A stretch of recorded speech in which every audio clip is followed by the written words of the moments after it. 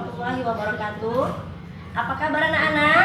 Semuanya sehat? Bagaimana keadaan kamu hari ini? Udah pada sarapan belum tadi pagi? Udah, Bu. Oke, kalau gitu kita harus semangat ya sebelum belajar. Terlebih dahulu kita berdoa. Untuk hari ini, Ibu minta kepada Jusman untuk memimpin doa. Ayo mari kita semua berdoa ya.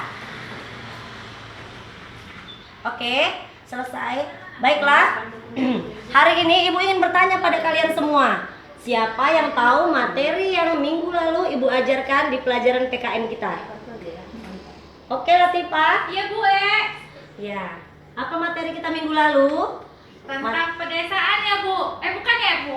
Salah, Nak. Yang minggu lalu kita tentang pemerintahan kota dan provinsi. Oh, iya. Nah, hari ini materi kita adalah tentang pemerintahan desa Kecamatan. dan kecamatan. Lalu yang desa dan kecamatan yang kali ini Ibu akan menerangkan tentang yang kecamatan ya. Baiklah, kecamatan adalah wilayah kerja camat sebagai perangkat daerah kabupaten atau kota. Kecamatan adalah tingkat pemerintahan di atas desa atau kelurahan. Kecamatan dipimpin oleh seorang camat dan camat menjadi pelaksana sebagian urusan pemerintahan yang menjadi wewenang kabupaten atau kota. Bu. Ya, Camat ya, Bu? ya, Nak. Baiklah, nanti Ibu jabarkan lagi ya. Siapakah camat itu? Camat adalah seorang pegawai negeri sipil yang digaji oleh pemerintah. Pasti ada nggak di antara kalian yang orang tuanya seorang camat? Saya, Bu. Oh, bagus. Berarti nanti kamu, orang tuamu itu termasuk apa, Nak? Kalau camat tadi Ibu bilang. Pak Camat. Bukan. Apa itu? Aparatur negara, Bu. Ya, benar juga. Pinter kali si Tipe. Iya, benar ya. Tipa sangat pintar sekali dia. Karena ayah seorang camat dia mengerti ya. Ayahnya si Latifah tadi adalah seorang pegawai negeri sipil yang digaji oleh pemerintah. Dalam menjalankan tugas-tugasnya, seorang camat dibantu oleh beberapa orang di bawahnya ya, seperti sekretaris camat, benar. Kemudian Sekcam, Bu. ya, sekcam singkatannya. Kemudian kaur. Kamu tahu apa kaur?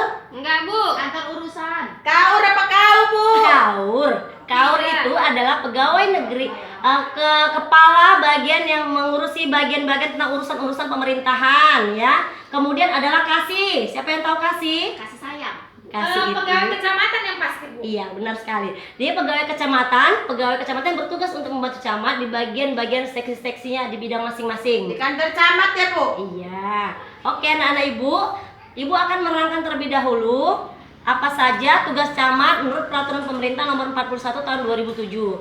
Tugas camat itu meliputi mengkoordinasikan kegiatan pemberdayaan masyarakat, kemudian mengkoordinasikan upaya penyelenggaraan ketentraman, peraturan perundang-undangan. Lalu yang ketiga, mengkoordinasikan penerapan dan penegakan peraturan perundang-undangan. Yang keempat, mengkoordinasikan pemeliharaan prasarana dan fasilitas pelayanan umum.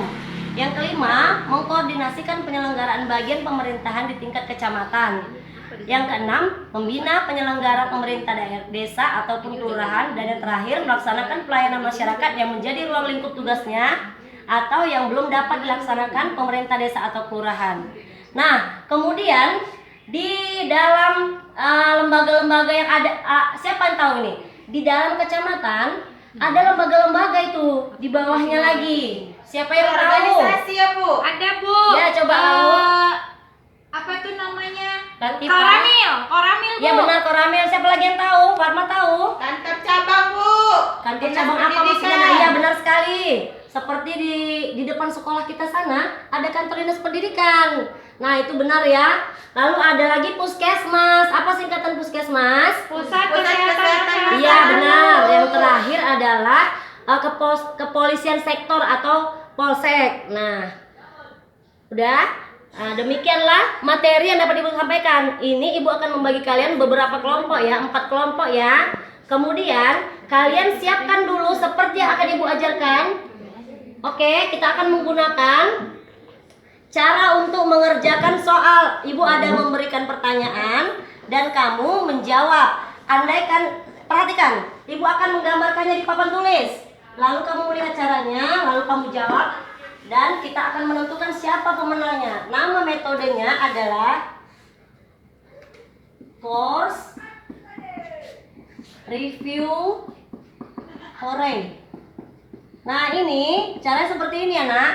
Kita akan membuat kotak di dalam buku kamu masing-masing, setiap kelompok. Pembagiannya kita ada 35 orang, harus dibagi 4 kelompok aja gitu ya. Dibagi, kamu boleh memilih teman-temanmu. Mana teman yang kamu suka boleh kamu pilih. Baiklah, kamu harus membuat seperti yang Ibu buat ini ya. Nah, ada 9 kotak. Kamu menuliskan 9 kotak di dalam kertas kamu masing-masing, kelompok 1, 2, 3, 4. Udah, kemudian buat angka 1 sampai 9 tapi diacak ya, Nak. Tidak boleh berurutan. Oke? Nah, misalnya angka 1, angka 5, angka 8. Lalu angka 9, angka 2, 45. angka 4, 3 Bu. angka 3, angka 6 ya. 7 Bu. Oh, 7-nya kita ganti di sini aja biar nggak usah berurut. Ay, Bu. 7 dan 5. Oke, Bu. Oke, kemudian Ibu akan memberikan 2 Bu. Oh iya. Angka 2. Ibu salah ya. Angka 2. angka 2. Oke. Nah, kemudian caranya adalah Ibu akan memberikan 5 pertanyaan, kemudian kamu jawab. Siapa yang nanti menjawab dengan cara hasilnya nanti, misalnya pertanyaan nomor 1 saya jawab, kamu benar nih, benar. Lalu ini kamu tulis nanti di belakang kertas kamu itu bacaan jawabannya. Kan di belakang kertas kamu ini kan ada yang kosong kan, yang kosong. Kan ini kita buat di belakangnya ini kamu jawab jawabannya. Kamu isi kalau benar nanti jawabannya, kamu tuliskan jawabannya. Ini dibuat centang ya. Lalu kamu nanti di angka 5 juga benar jawaban kamu. Saya kasih pertanyaan, kamu ternyata benar. Saya kasih jawabannya langsung, benar.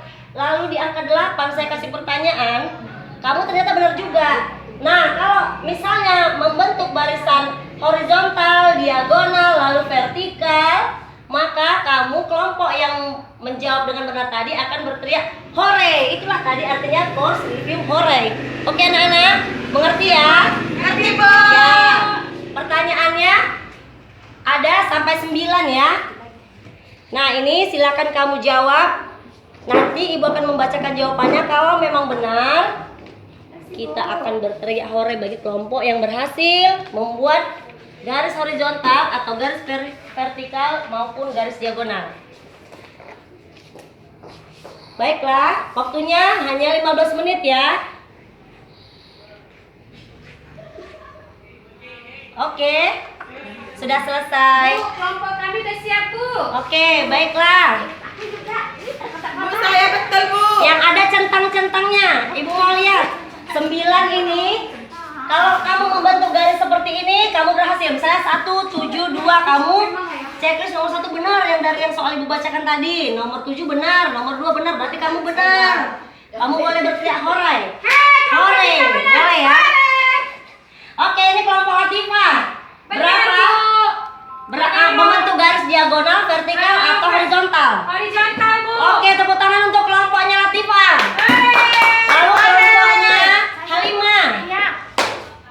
Membentuk garis apa, Nak? Apakah membentuk diagonal, vertikal, atau horizontal? Membentuk bentuk apa kamu, Nak? Vertikal, vertikal. Vertikal, oke benar. Kelompoknya Halimah juga berhasil. Lalu kelompok Fatma. Fatma membentuk apa? Oh, Fatma membentuk garis diagonal. Maka ketiga kelompok ini benar. Satu kelompok lagi.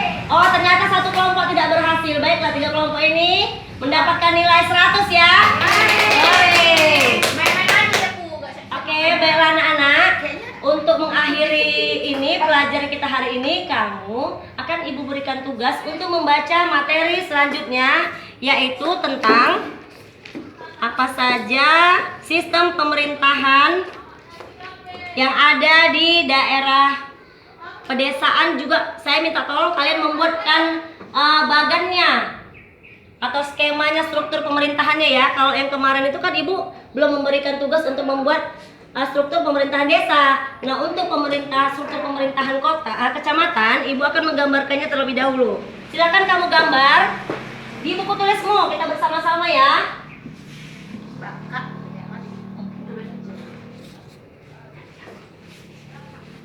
Tunggu ya, spidolnya habis nih.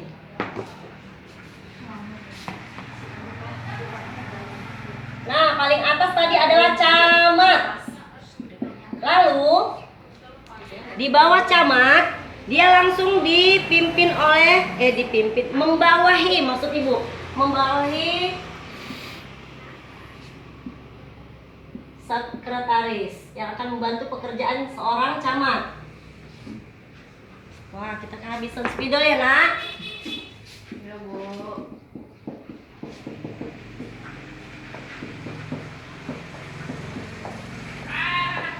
Lalu di bawahnya lagi ini nanti ada kasih, kaur, bagian-bagian yang akan membantu pekerjaan dari camat tadi. Ada kepala seksi pemerintahan, kepala seksi kesra.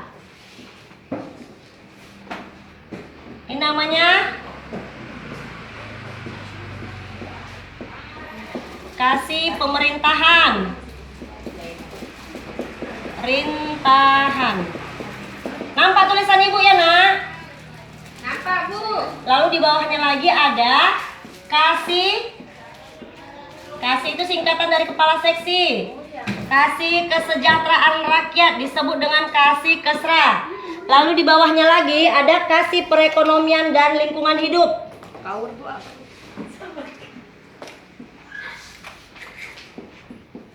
Kasih perekonomian dan lingkungan hidup.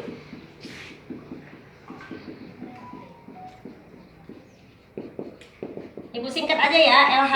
Lalu di sampingnya lagi LH apa, Bu? LH lingkungan hidup ya, Nak. Lalu kasih sosial budaya dan kepala seksi pelayanan umum.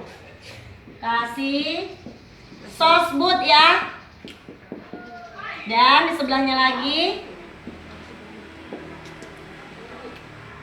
kepala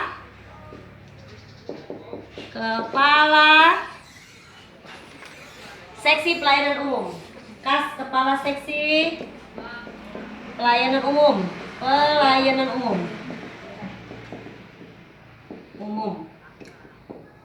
Nah, di bawahnya lagi di sini ada lurah-lurah yang membawahinya. Misalnya lurah Pangkalan Masyur, kayak di sekitar tempat kita tinggal ya, lurah Gedung Johor, gitu ya, Nak ya. Lurah. Oke, kamu boleh gambarkan struktur organisasi kecamatan ini. Nah, setelah ini PR kamu adalah menggambarkan struktur ini di karton. Nah, minggu depan siapa yang paling bagus nanti kita tempelkan di dinding belakang ini ya, untuk sebagai bahan pelajaran juga untuk kita semua ya. Baiklah anak-anak ibu, demikianlah materi pembelajaran kita hari ini. Dan sebelum kita menutup pelajaran, kesimpulannya adalah bahwa pemerintahan yang di daerah kecamatan adalah pemerintah yang memiliki bagian-bagian di bawahnya yang dibantu oleh sekretaris, kasih, kaur-kaur. Ya, itu adalah singkatan dari yang Ibu sampaikan tadi. Demikianlah untuk akhir dari pembelajaran kita. Marilah kita berdoa terlebih dahulu. Oke, Ibu yang memimpin ya. Berdoa dimulai. Berdoa selesai. Demikianlah anak-anak ibu. Besok kita akan bertemu kembali. Tetap semangat, jangan malas belajar dan mengerjakan tugas. Assalamualaikum warahmatullahi wabarakatuh.